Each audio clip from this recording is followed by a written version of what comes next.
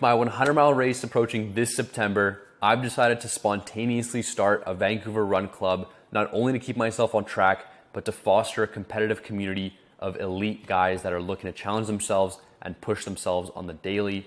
And so with 24-hour notice, there's been about 20 people join. We're running a half marathon tomorrow, and some of these guys have never even ran more than 5K.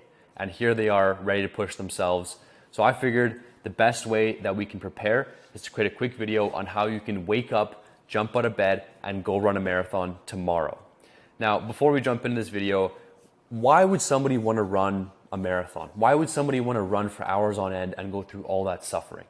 And it could be for your health and fitness. It could be to join the community of all the other guys doing it. It could simply be to just challenge yourself.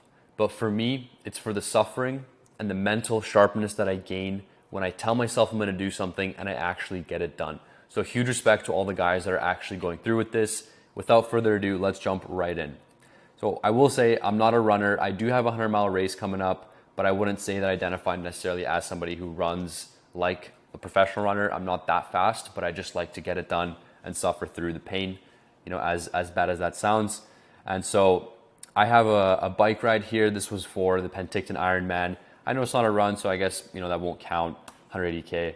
But the next thing here we got is 28K run, 5:17 pace. We got another run here. This is the marathon in Penticton, actually. And so as you can tell, this is my first ever marathon. And it was quite grueling, but we got it done nonetheless. And then we have the Redemption Marathon here from a couple months after, where we just decided to put on a pack, me and my buddy Evan, and we just went for it to Vancouver and back. And then the next couple months, and then the weeks following, we did the BMO, having figured out it exists a couple days prior. And so we just got some bibs printed up for us, jumped in and got it done. And then we did some Redemption the week after that as well, where we did 40K with a big PR, about 5:45 per kilometer. Not quite a marathon, but still got it done. This was about, I think, a 37, 38 degree day. So, we were doing really well in the heat. And then in the summer, we went and did some mountains. We did about 50K. There's another 4K here that was missed. And so we climbed Garibaldi into Black Tusk, Panama Ridge, into Chicamis. And if you're in the area, I highly recommend doing this hike. It's such a beautiful place to be, and you won't regret it. And then went to vacation into Europe, came back, and I decided I needed a little bit of suffering. So me and my buddy Evan laced up our shoes, did 4 laps of good old Burnaby Lake. And then finally, last but not least, we did a Mount Everest elevation gain.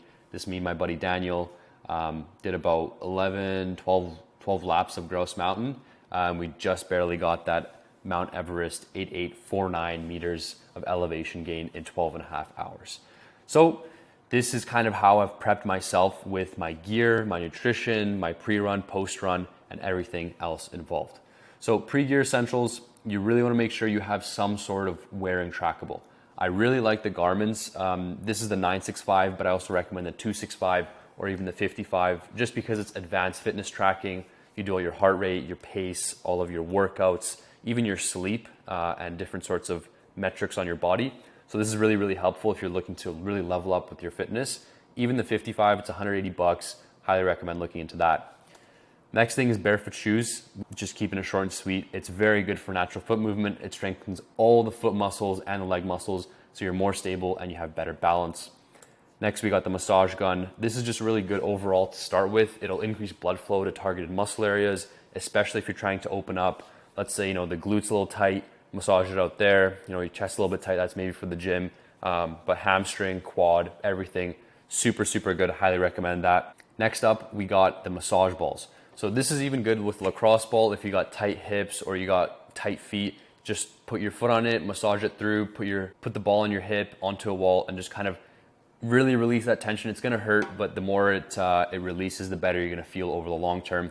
And then finally, we got the yoga mat. This is just good to get overall conditioned with mobility. You see a yoga mat, you decide, oh, it's time to do mobility, it's time to do my stretching, and it's just very, very good to get into that habit. So you're not only preventing injury, but you're being proactive with your training. And so now we have during run gear essentials. So during my run, I really like to wear loose fitting clothes and hat. I really like Lululemon or Nike just because it's you cool, composed, calm, very easy to not chafe in these types of clothes.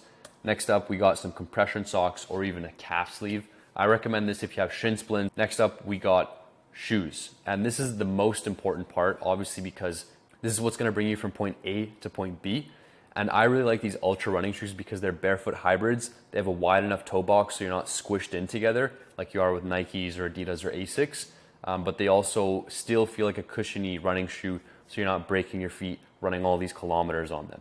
And then nose strips. Nothing wrong with getting a little bit more oxygen through the nose, especially when you're running and you need to get more oxygen through your nose to really fuel your muscles and your brain.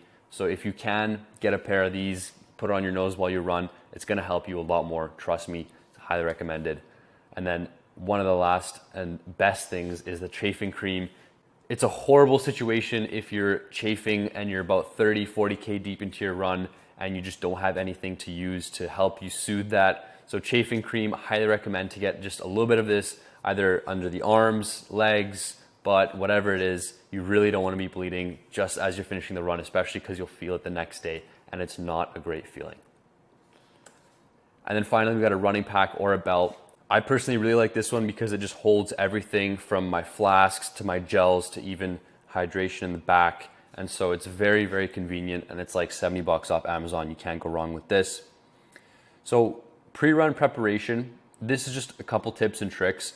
The day before meal, you're gonna wanna avoid low quality carbs. And this is a mistake that I was making for the longest time where I just eat pizza, pasta, burgers, and just clump all this food into my stomach, especially right before bed, thinking that it would fuel me, but it actually affected my performance. And so I always now go for the higher quality carbs.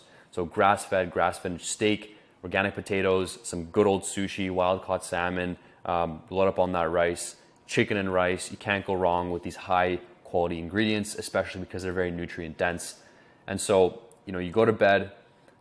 Once you wake up, you wanna be ideally waking up 2 to 3 hours before your run. So that way you can empty your bowels and fuel up so you have active fuel for the run that day of. You don't want to be doing a half marathon or a marathon fasted. And you want to roll out with a roller anything that's tight in your calves, hips, hammies, quads, and just really make sure you're prepped and ready to go and you won't be facing any difficulties when it comes to that.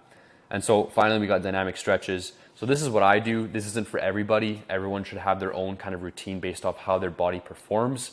And so I start with leg swings. I do 15 each on forwards and sides, as well as heel scoops, high knees, butt kicks, lunges, and twists. And that usually gets me firing, my blood's going, and I start my run with a very slow warm up.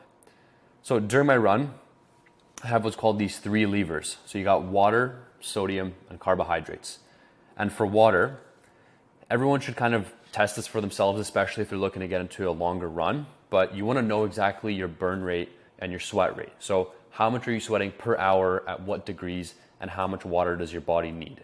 Personally, I have a little bit more muscle mass, so I'm burning about 700-800 milliliters per hour, sweating that out. And so I need to be replenishing that on an hourly basis. So I have 2 of these and I do the math on the run and I make sure that I'm drinking just enough water so I'm not cramping. And with cramps comes sodium. So you want to make sure that you're getting a good enough electrolyte profile from either a powder, the pills, or the caps. I personally really like this Relight hydration one.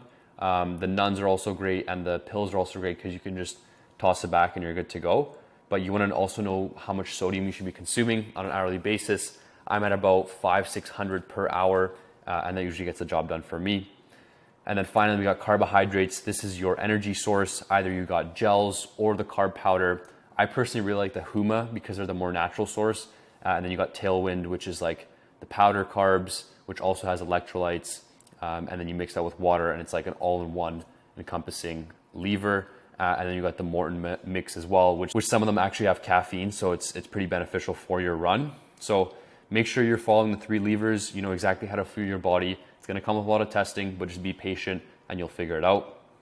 And then finally, you've done your marathon, you've completed 42K or 21K, and now you need to figure out how can I be functional for the next day? Maybe you have a business to run, maybe you have work to do.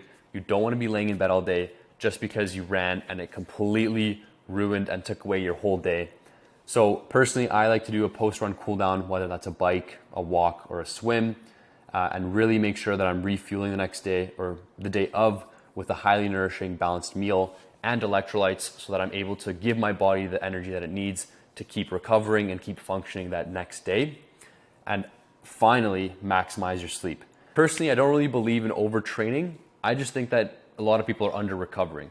So as long as you can maximize your sleep and recover to the best of your abilities, you can train like an animal and keep fueling and keep training like an animal and achieve amazing, crazy goals such as running 100 miles and benching 405, which is what I'll be doing this year. So that's how you run a marathon. All the guys that are joining me tomorrow, huge respect to you.